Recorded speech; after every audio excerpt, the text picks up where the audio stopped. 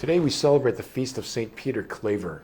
He's known as the patron of racial justice because he, a Spanish Jesuit, came to the New World at the height, or we should say the low, of the slave trade and settled in Colombia and lived in the port city, Cartagena, where the slave ships would come from Africa.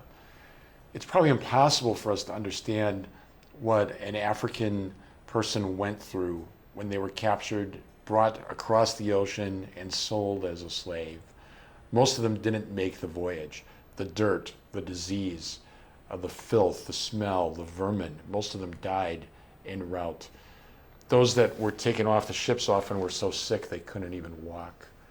Those that survived were now sold into this horrible life of servitude and slavery in the New World by Christians, men who professed to be Christian and Catholic.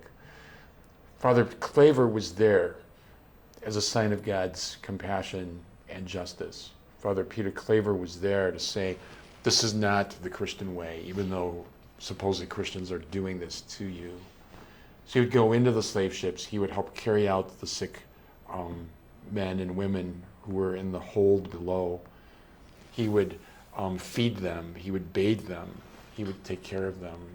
He would provide for their physical needs and then speak of God who loves them. So tellingly and appropriately, he acted out God's love before he spoke about it. Because how could we speak about God's love to people in such suffering unless we first act out in compassion and charity the Lord's love in reality?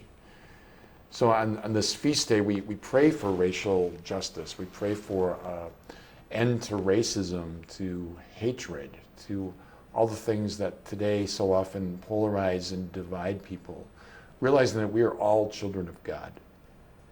And in that context, then, the Catholic Church, I think, is the most multiracial, most enculturated institution on the planet. And although individuals within the church have often failed in those ideals of universal brotherhood and sisterhood, nevertheless, Jesus teaches us the dignity of every human person, and that every single person is my brother, my sister, regardless of external differences. We are all children of God, made in his image and likeness. St. Peter Claver heroically witnessed that to people who experienced a profound oppression and a terrifying suffering. And he stepped into that and became Christ for those brothers and sisters.